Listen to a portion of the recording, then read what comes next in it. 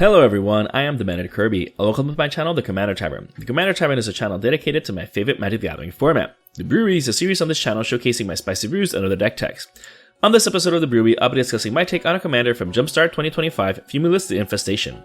If you like this deck or any of the cards I'll be mentioning throughout the video, please consider using my TCG Player affiliate link when purchasing those cards. You can find that link down in the description. It would really help out the channel and no extra cost to you. But the very best way you can help support the channel is with my Patreon. There are plenty of perks for being a patron, such as early access to certain videos, exclusive deck techs, gifts, and more for as little as $1. You can also become a channel member for just 99 cents. Show off your support with a logo next to your name and exclusive emojis. Or you can always just support my channel for free by simply liking, subscribing, and sharing, which also helps out a lot. I put out a video every Monday, so you don't want to miss out. You can join my Discord server for free if you want to join the Commander Tavern community. All pertinent links are down in the description. Alright, let's get back to the episode. Fumulus is a 2/2 vampire insect with flying and death touch for 3 generic and 1 black. It has 2 triggered abilities that synergize amongst themselves. The first one happens whenever a player sacrifices a non-token creature. When they do, you create a 1/1 flying insect. The second one triggers whenever an insect, leech, slug, or worm you control attacks.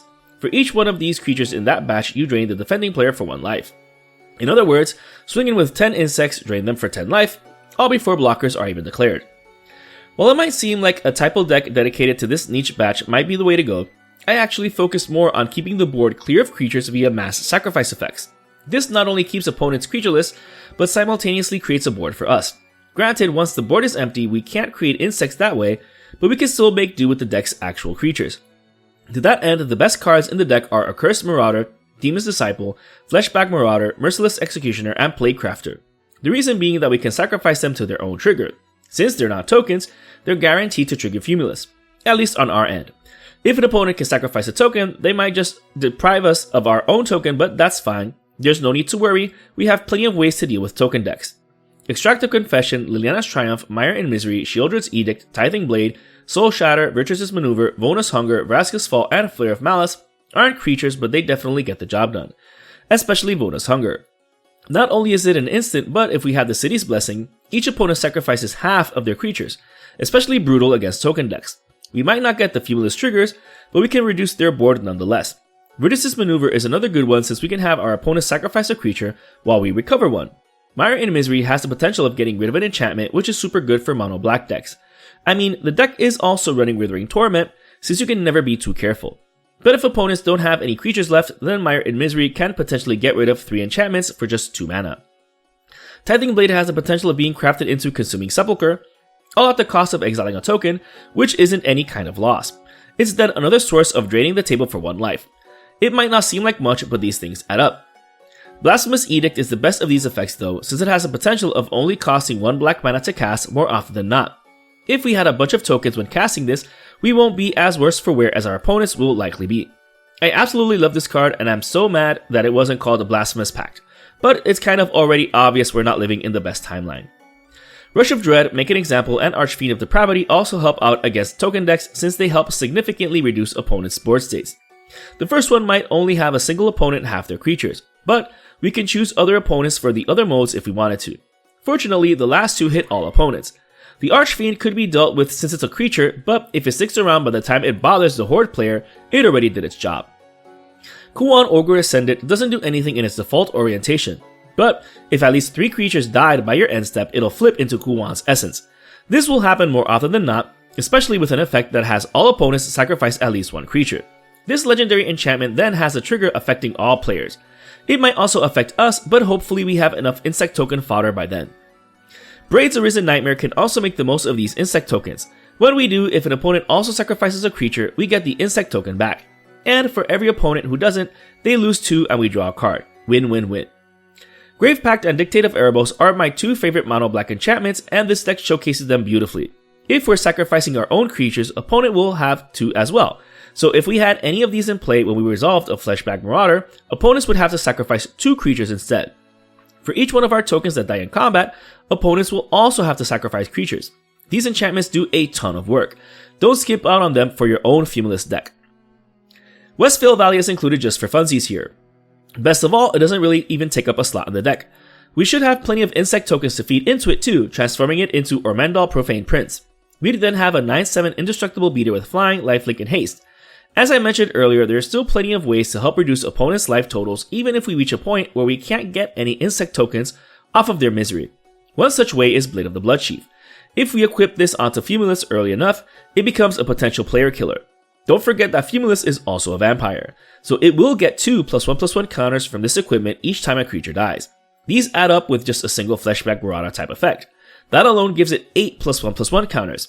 3 mass effects like this puts it into one-shot territory. Crashing Drawbridge is also included in order to not give your opponents a chance to sorcery speed wipe our board when theirs are gone.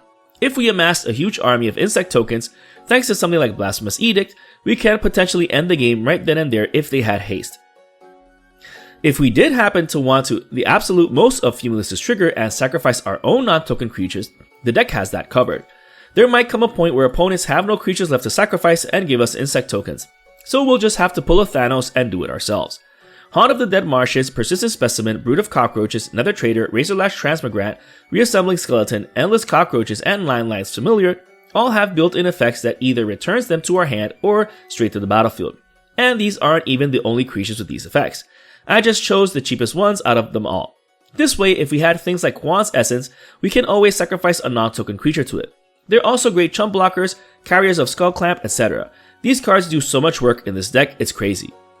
Phyrexian Reclamation makes it so any creature can be recovered to our hand for just 2 life and 2 mana. Combined with creatures like Fleshbag Marauder and company, we can very easily create a revolving door of endless mass sacrifice effects. Bonus points for using this with 9 Lives Familiar to really make the cat functionally immortal. Speaking of, Bojuka Bog and Bogart Trawler are included to deal with opposing Reanimator decks. Last thing we need is to do our opponents any favors. Best of all, these 2 cards don't take up slots in the deck, assuming you play Bogart Trawler as a land if you missed your land drop. No need to be greedy.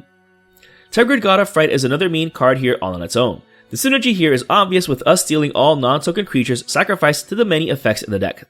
So much so that the backside of this card is essentially non-existent here. We can also make the most of the deck's sacrifice theme for card advantage too.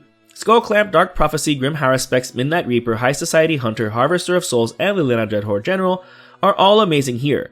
Granted, some of these hurt us when they trigger, but we are gaining plenty of life when we swing out with a swarm of insects.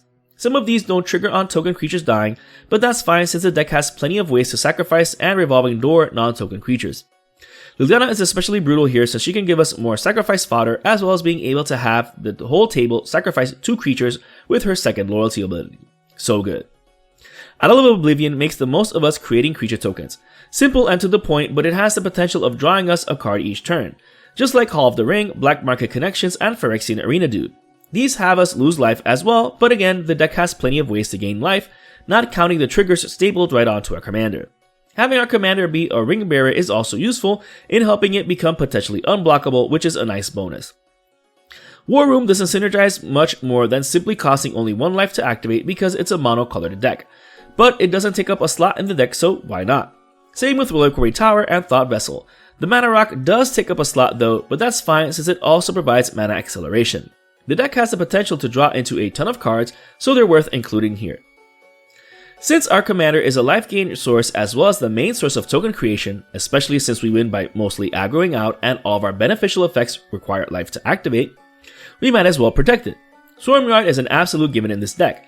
It doesn't take up a slot in the deck and can tap for free to regenerate an insect. Again, another card that should 100% be in every Fumulus deck. Another good card here is Imp's Mischief. Believe it or not, a lot of people still have the habit of only expecting this type of interaction from blue decks. But redirecting a target for life is worth it if you can destroy what actually needs to be destroyed, all while protecting a key thing of yours.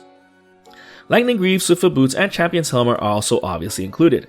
Fumulus isn't that expensive to cast the first time since it's only 4 mana and mono black has the potential to generate a lot of mana, but it would be a bummer to have it dealt with multiple times in a game. Speaking of mono black having the potential to generate a lot of mana, the deck is running all the best lands for it. Cabal Coffers, Cabal Stronghold, Nykthos Shrine to Nyx, 3-3 City, Phyrexian Tower, and Ancient Tomb.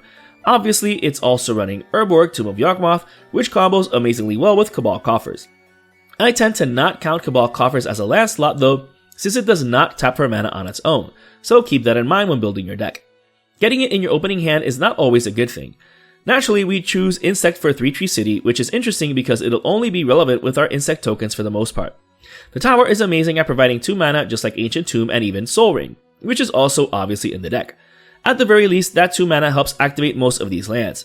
In any case, having a sacrifice outlet that can give us 2 black mana on a land that doesn't take up a slot in the deck makes it a contender for being one of the best lands here. Pitiless Plunderer also gives us a ton of mana in the form of treasure tokens. Whether we're sacrificing creatures, equipping Skull Clamp to 1/1 tokens, or losing tokens in combat, we're getting a ton of treasure from this. However, the best way to amass mana is land-based Ramp, courtesy of Wayfarer's Bauble, Navigation Orb, Burnished Heart, Canoptic Wraith, Sword of the Animus, Bitterthorn Nissus Animus, and Sword of Hearth and Home gives us the best way to speed up our deck. Best of all, sacrificing the Heart and the Wraith will trigger Fumulus, as well as the other effects that care about creatures dying, so they do double work here. The equipment are amazing since the deck is aggressive, especially Sword of Hearth and Home since it can blink a creature. Blinking something like Fleshback Marauder every combat step does wonders here. Jet Medallion and Bantu's Monument are slightly weaker since they need to be on the battlefield to reduce our cost. But if they stick around, they do a ton of work. While the Monument only counts black creatures, it provides yet another way to drain the table for 1 life whenever we cast any creature, even the few colorless ones here. Speaking of black creatures, Cryptghast and Nerkana Revenant are naturally included here.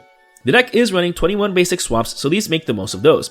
However, while Cabal Stronghold will only count these basic ones, these 2 creatures can also count non-basic swamps, so Urborg Tomb of Yawgmoth does even more work here.